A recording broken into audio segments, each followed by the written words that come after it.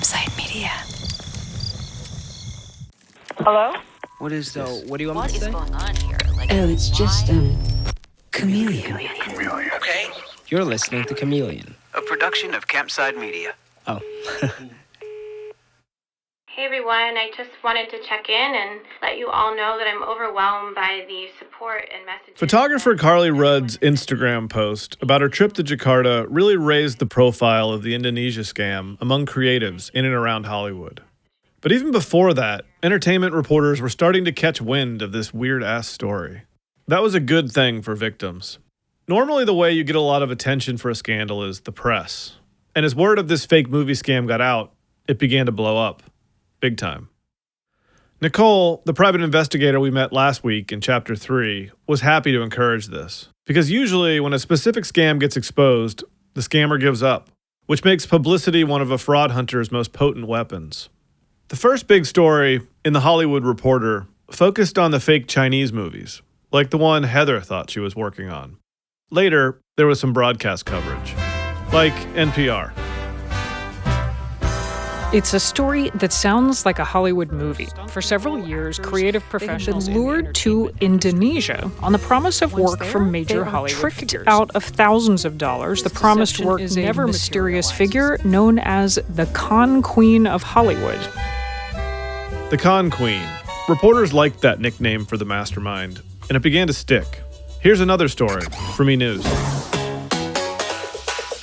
Mel's here with a really fascinating story. It's the Con Queen of Hollywood. According to The Hollywood Reporter, she has been impersonating high-powered female executives from big studios like Marvel, and she's been... Vanessa, it turns out, knows this reporter. Yeah, that's Mel, whose full name is Melanie Bromley. She used to work in magazines. It's possible that both Josh and I worked right next to her at some point, at some magazines that all had offices on the same floor. In this segment, Mel's playing a bit of tape of our scammer. It's one that we've actually played on this podcast already. No, can you ask that to my finance? I will talk to her. Because in the meantime, last time there was no contact on why you disappeared. Mel is a very good reporter. She's got super deep sources in Hollywood. But in this case, she didn't really get into who was doing what here. She just made a joke. Okay, so guys, that is like the worst British accent I've ever heard in my life. But, okay, I'm offended for you. But in a conversation with another victim... This is Chameleon, the story of the Hollywood Con Queen, and I'm Josh Dean. Chapter 4, Cat and Mouse. That clip on E! News was nice chatter, and stories about the Con Queen did make the rounds of the Hollywood trades. But surprisingly, this burst of publicity did nothing to stop the scam, or solve the mystery of who was behind it. That was going to require some real grunt investigative work, by a hunter with skills. Someone like Nicole at K2. As we said last episode, Nicole had figured out that it was just one person, but she didn't know who. Working for K2 Intelligence, though, she had a lot of support. K2 is a pretty big deal in the investigations world. It was founded by Jules Kroll, a legend in the industry, and his son Jeremy. Here's Jules. The intelligence business has changed rather remarkably in recent years, and I would attribute it to two factors. One is the internet. The second thing is the globalization of the business, which means the opportunities are international and the problems are international. And here's Jeremy. I think what makes K2 Intelligence different from the competitive field is our track record and our experience. That's from a promotional video on K2's YouTube channel, which is why it has the weird music behind it. But it's worth boasting. K2 is one of the biggest and most respected corporate investigations firms in the world. And one of their specialties is cyber intelligence and cyber attacks. Here's another K2 investigator from the firm's promotional video. The idea that you can just throw a huge amount of data at us and we can come back to you in a matter of a day or two and say, here are 5 or 10 things that are really notable and that you should be paying attention to is just a radical change from the way other people work. One funny thing worth noting, Jules Kroll's other son, Nick Kroll, is a famous comedian and a Hollywood star himself. You might know him from The Kroll Show, which ran for 3 seasons on Comedy Central.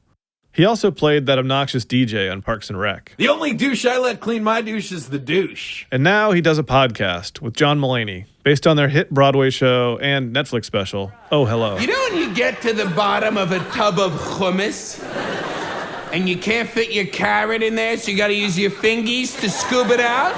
So K2 has closer ties to Hollywood than your average white-collar investigations firm. But when we went to visit Nicole at her offices, they weren't exactly Hollywood-looking. I'm not talking about her home office, the one in New Jersey. This was her other base of operations, the one in Manhattan. K2's headquarters is in Midtown, in a fancy glass building, but the offices themselves are pretty basic. Gray carpeting, drop ceilings, rows of cubicles. You could easily be at an insurance company. Nicole and K2's public relations rep met us outside a windowless conference room. On the door of the room, the PR person had taped up a handwritten sign that said, "Recording in progress. Please be quiet." In this meeting, Nicole wasn't talking about bath time. She sat across from us at a small table wearing a blazer. She came off kind of like a CNN anchor, efficient and pleasant. She said that she'd been hooked by the Con Queen case because it was so different. Having worked a couple of impersonation cases before this one, it was immediately apparent that we weren't dealing with the same type of person, basically. Nicole does mostly dry stuff for her job. Being a private investigator, it turns out, is a lot of computer work. In that way, it's a lot like her former life. Before K2, Nicole spent 15 years as a journalist. Yeah, I wanted to be a journalist by high school. Yeah. By my freshman year, I went to Rutgers. I worked for the student newspaper there. So yeah. Specifically, she worked in the financial sector. I definitely did some stories that I think shed light on some things in the financial markets. I covered some of the areas that ended up being the epicenter of the financial crisis, so credit derivatives and structured finance, CDOs, ABS finance, so things that really nobody had been paying attention to until it all blew up. What a good reporter does, as any of us who do this job can attest, is call people, and then call more people, and then call even more people. You have to be persistent, or, as some people would see it, annoying. Private investigators do basically the same thing. The more cooperation Nicole got from victims of the scam, the more she was able to zero in on the Con Queen. Particularly when some of them began to share audio recordings of the scammer in action. I started getting recordings of this assistant or lawyer or a lower level producer who was going to connect you to this other producer. And once I heard that voice, it was pretty clear that it was the woman. It was the same cadence, it was the same accents. Nicole knew before anyone else that this was the work of a single person, one twisted mastermind. This enormously important revelation, in theory, should have made the case easier to solve. But this scammer, whoever it was, knew how to stay hidden. The phone numbers were leading nowhere. The emails were leading nowhere. They had done a good job of covering their tracks, as most scammers are pretty well versed in how to do that. This was tedious work. Hours of slogging through documents and technical information. Comparing notes, comparing IP addresses, comparing, the PDFs that were being sent. Open source reporting bore little fruit. But with the cooperation of her clients, Nicole was able to play a new card. A suit was filed in California State Court against Jane Doe. California because that's where the women who hired Nicole lived. They were film executives. And Jane or John Doe is how you file suit against a perpetrator if you don't know his or her real name. And because, in this case, the perp seemed to be a woman, they went with Jane. This lawsuit gave Nicole and K2's lawyers subpoena power. You've heard that term a million times on TV shows. That's a subpoena, not a party invitation, so get us the records or go to jail for contempt. Here's how an attorney named Keith Davidson explains it in one of his many explanatory, bite-sized legal advice spots on YouTube. Subpoenas are the weapons of choice to go out and find the evidence you need for your case from third parties. These are independent parties who are not a party to your lawsuit. Basically, getting slapped with a subpoena means you absolutely have to talk. The law is now compelling you to do so. Fail to cooperate, and you could be jailed. Subpoenas work on companies, too. Even, or especially, when they try to plead that they're protecting the privacy of customers. So, Nicole would use the information she got from victims to work within the legal system to get more information. Victims like Heather. She managed to pull some metadata off my emails, which helped with the FBI, as I understand it, because they were able to subpoena some people and find out some information. And then we could make requests of some of the entities that were being utilized to set up phone numbers and domains. Having subpoena power enabled Nicole to unlock information hidden away from the public. and also to aggressively fight the scammers' tactics. Once a week, we were hearing from a new person who had been to Indonesia. So it was quite disturbing and really starting to interfere, I think, in just, what she's trying to do on a day-to-day basis. Nicole means she was interfering with the Con Queen's setup, the stuff she was trying to do each day. But the Con Queen was clever, elusive, and very good at mimicking a person's internet presence. Like, one of the powerful women impersonated was Amy Pascal, former head of Sony Pictures. Amy now runs a production company called Pascal Pictures, so the mimic registered and used the domain name Pascal Productions, assuming correctly that no one is going to look at an email from amy@pascalproductions.com and notice that it should actually be amy@pascalpictures.com. I mean, I wouldn't catch that difference. And if I wanted a lucrative job badly enough, I might miss all kinds of red flags. Nicole began to play whack-a-mole. Every time she heard about one of these fake web domain cases, she'd contact the web host and have that site taken down. These aggressive tactics worked. The Con Queen actually gave up on Nicole's original client, that producer. Our scam artist was running from Nicole, but Nicole wasn't far behind.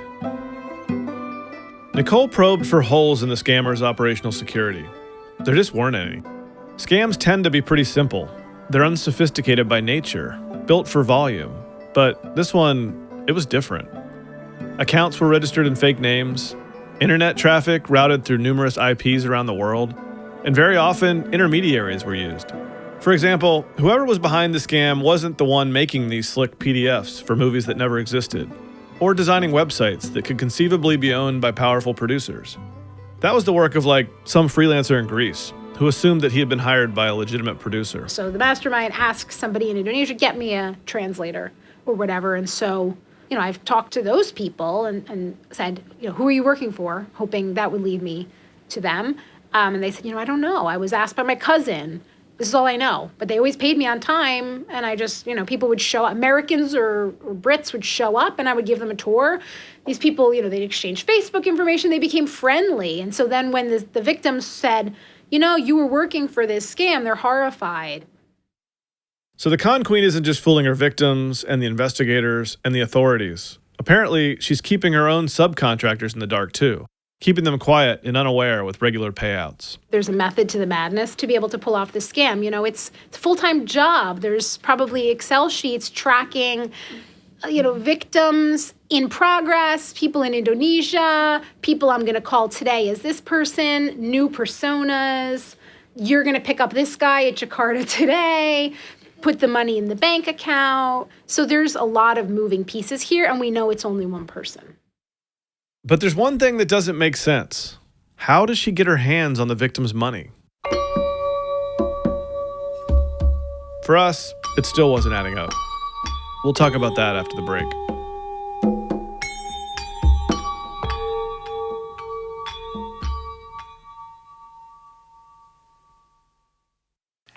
You're listening to Chameleon from Campside Media. So yeah, one of the things that kept bothering us was the money. Vanessa and I discussed this part of the scam a lot. It was a sticking point for us and for our friends and spouses and everyone else we told about this story. On the surface, it just didn't make any sense. These small amounts handed over to random people in Jakarta. How exactly was the victim's money finding its way into the scammer's pockets? We couldn't work it out. So that $15,000 is going to the airlines. There's no way any of that money is going to the scammers unless they own the airlines, which, as far as we know, they do not. Right. So the people are going over there. They're giving $15,000 in a business class ticket to the airline.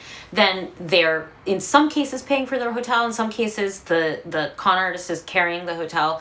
But what we know they're handing over in terms of money is they're giving money to the driver. So every day they're there, they're giving some place between a few $100s to the driver and $1,000 to driver, something like that. There will often be some excuse made up where it's oh, I forgot to tell you that your flight was changed, so there's a change fee of $500, or, oh, we need a permit to shoot at that cultural site. Right, exactly. So they're going to, the driver's driving them to an ATM, and they're going and they're taking out the money and handing it over. That much is clear. That's the money that somebody is getting. So It's in every case just a few $100s to maybe $1,000, and they're under the impression that this will all be reimbursed, right? It's just like, oh, I forgot to tell you that, by the way, there's this fee for this one cultural site, and if you could just pay for that, like, we'll of course pay you back along with the rest of your expenses. Right. Just like your $15,000 business class airfare. Right, which the money just hasn't hit the account yet. There's always just some glitch in the banking system. Like, international wires take an extra day, and we put it in too late. Yeah. International wires do take a long time. The subject came up every time I talked to a victim, too. Like Omri Rose, that actor we met in L.A. The only cash that they ever earn is in the envelope that you hand the cab driver. That's, again, the great mystery. Is like the only cash that they make is envelope, driver. $1,000. $1,100. What are they making? $500 to $750 tops if you only give $1,000. If you give more, then obviously there's a bigger margin, depending on how much the hotel and driver and such cost per day in Jakarta. But how much work is that? How many of those can you do per day? Maybe at best 2 people a day with the one driver, because the traffic's so bad. And now I had him for 3 days. So how much are you making? $1,000 a week? It seems like you could make more working at Walmart. But as we've established, the con queen works in volume. $1,000 a week times many weeks times many victims over and over. Nicole, of course, had also thought a lot about the money. And she had some answers for us about how it worked. So it's always tailored, but you're told that there's going to be a logistics company that's going to take you around, and so you're going to have to just pay them up front. And so you have to hand over cash. You have to go to one specific money changer to exchange. It's a detail you might recall that we heard from Eddie back in chapter 1. So the handler was like, I'll go exchange your money for you. And I'm like, okay. So I give him like $1,000. I was like, hey. And then you hand your cash to a guy on a moped, and he speeds away. And usually he's speeding faster than the car to get to the hotel, and then they pay the hotel up front, because that's the one thing they cover. They will pay for the hotel.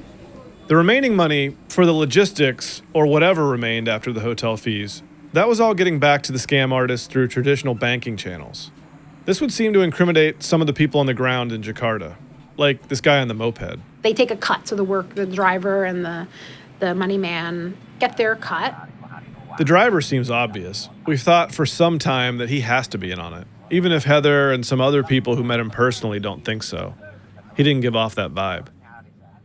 Heather sent me recordings of the driver that she'd made that evening when she was freaking out in the back of the cab. They'd been on her phone ever since, and she'd totally forgotten about them until I asked. So we got the phone recordings from Heather, and then we got a friend of our producers who speaks Indonesian to send us some translations. He's talking like he's driving. He's talking in around and around and around and never really going straight to the point. He's from Jakarta, not a very high education. The person in the other side of the call is asking him for money, which he owes and which he has to deliver in a few days' time. And that's why he mentioned that he's been driving for a Grab car, which is Indonesia's version of Uber, in order to earn some money and in order to pay his debt. He hasn't paid the taxes for his car, and that's why he doesn't have the right papers. And it's actually illegal to drive around without these papers. The guy also mentions that he's got Heather in the car, and he's taking her on a circuitous route. Remember how afraid she was about that?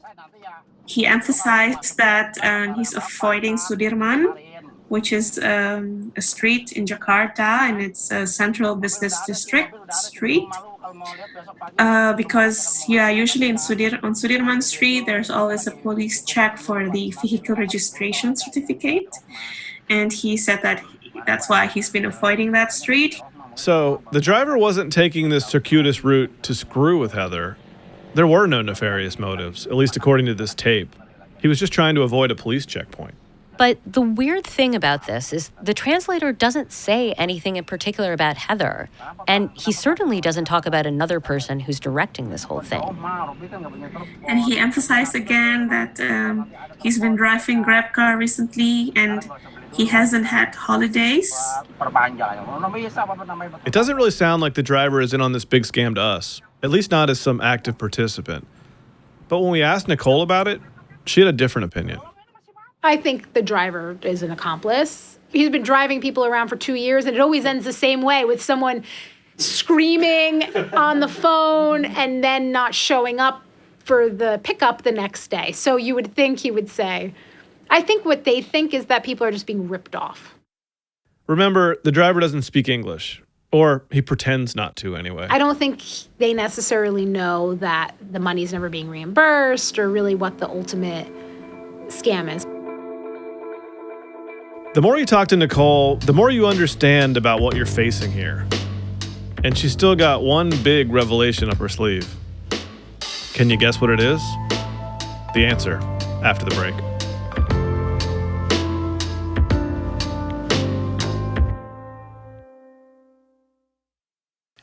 You're listening to Chameleon from Campside Media. Weeks became months, and as the months piled up, the Con Queen case just sort of overwhelmed Nicole. She worked on it a lot late into the night when her kids were asleep. It had begun as a seemingly simple stop the impersonator job, almost a favor to that LA lawyer who called her out of the blue, and quickly evolved into a complex investigation into what felt like this sprawling conspiracy. It was so much bigger than she ever imagined. I wouldn't even know how to total the amount of time that I've spent on it, but it's a passion project. We would bill clients when it was appropriate, but at some point it was not about the billings. It was just about the case. It would be immeasurable amount of hours. Like being in bed thinking about it. Yeah. Oh, no, like waking up in the middle of the night and like, oh, I didn't think of that connection. Or, somebody calls you back that you've been waiting months and they open up a little bit and tell you some information that's really helpful. So, bordering on harassment on my part, please talk to me. Thing is, this wasn't wasted effort. Nicole was making progress, slowly but surely chipping away at the scammer's wall. And as the months went by, Nicole increasingly had a feeling. This was different than her feeling that the scam wasn't run by a network of criminals, that it was the work of one person. The evidence really had just pointed to that. This was more of a gut thing. And the more Nicole listened to tape, the more she couldn't shake this feeling she had about the voices. My accent is my accent. I'm not a European. Hey, Carly, how's it going? Let me talk to the vendor's manager because they're the ones who take care of that. Don't worry about that. Okay. Don't worry about that. To get you there, not a problem. To get you a hotel, not a problem. You'll have an initial deposit. That's not a problem. It's not a problem. In Jakarta, there will be a collector at the hotel that'll give you a receipt. So that should be in your account by end of business, Tuesday. By Wednesday, you have it in your account. I will put that in writing tomorrow and you'll get it sold. Some journalists who covered the case had gotten two professional linguists to listen to some of the con artists' voices. And these linguists, experts at analyzing people's tics and inflections, had missed the thing that Nicole was starting to circle around. We got to a point where we sort of had amassed a number of recordings and a lot of people in the office weighing in. Nicole listened to those recordings over and over. She shared them with her colleagues at K2. And the more they listened, the more they heard the same peculiarities. We always had it in the back of our mind, but a hunch is not good enough to go on in what we do. But, at that point, I think, it was... There was just something off about these there were voices. Different accents, Asian accents, American accents, British accents. Like I said, we were getting more recordings of the lawyer or the assistant, but there were characteristics that were similar throughout the calls. Don't worry about that. Okay. Don't worry about that. So certain turns of phrase, cadence, That's not a problem. It's not a the way the sentences would end and trail off. It was really like the personality was coming through the voices.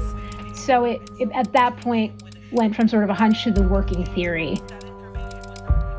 That theory? Well, it was a corker. But it's just that, I don't know how to say it. And it's a theory that turned out to be true. The famous con queen of Hollywood, who'd convinced hundreds of people, including two linguists, that she was a rotating cast of powerful, even famous women, She was, yeah, she's a man. To be very blunt with you, when I travel internationally, I use this number, okay? Once you know, it almost seems obvious. Almost. Because the scam would have never worked if it had been obvious to the Marks that they were talking to an impersonator, a woman who wasn't actually a woman. Take Mandy, for instance, the agent from England, or Anna, the Polish makeup artist. I know how shocked they were when they found out, because they both heard it from me. And at what point did you learn, was it the second story that revealed that it was a man? At what point did you realize it was not a woman? What do you mean it's a man? I didn't know. You didn't know that? What, Leslie's a man? It is a man, yes. Hang on a minute, Jane. Leslie's a man. Jane, by the way, is Mandy's assistant. How come, though? So I take it you've never... Oh, my God! No. No. I'm a bad detective. Oh, my goodness. I didn't have a clue. Are you joking? Nope. No. Yeah. No, she didn't tell me that. Yes. Oh, I'm sending, but my jar is literally like into China right now. Like, I know. Oh, Jesus Christ. And Andy, who'd spent more than a year obsessing over this story, he was dumbstruck too. I talked to this person. There is not even a question in my mind that it's not a woman. No, I mean, like, I didn't even think about, like, why would I think that? Like, sounded like a woman, had the mannerisms of the phone like a woman, was representing to be a woman that I can look up and see that this is a real woman in real life. The funny thing is, if Nicole's being honest, her husband called it way earlier than she did. So my husband, and he would appreciate the credit, he said it was a man pretty early on. Yeah, he was like, that sounds like a man. That's a dude. These revelations, that it was one person and that the con queen was a man, they just intensified Nicole's drive, to the extent that this no longer felt like a job. She was taking all this personally, and wherever she went, the case followed, like on vacation with her family. I went to Greece last year for 3 weeks, and the tips just started pouring in, and none of them were actually related to reality in the end, but people just had a lot of theories about who this was. And so, I had to look into all of those and kind of make sense of them. And yeah, I was sitting on a balcony. I was in Chios at night. I put at 2 a.m. in Greece time, just because it wasn't the sort of case that I could put a out of office for, right? Her family wasn't upset. They were invested too. I mean, everybody. What's going on with the con queen? Did you catch the con queen yet? Versus credit derivatives, it's a lot easier to explain to my family what I do. My 5-year-old knows. I'm trying to catch a bad guy. If Nicole doesn't take that call at bath time, or get so invested in the case, or realize that the con queen is actually a con king, it's not hard to imagine that no one is hunting the scammer, even today. Because without Nicole and K2, who is gathering these stories and totaling the cases? I mean, here we are, 5 years after Heather went to Jakarta, still chasing one single perpetrator. He's acting with reckless abandon, as if he doesn't care whether or not he gets caught. Or, more likely, he's convinced there's nobody out there who can actually catch him. We'll see about that. Fuck the what's next, go and cash your bad checks.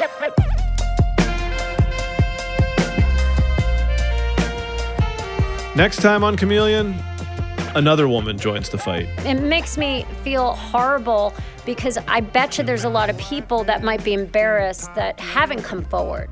We go to visit one of Hollywood's most powerful producers, the producer of 300 and Wonder Woman.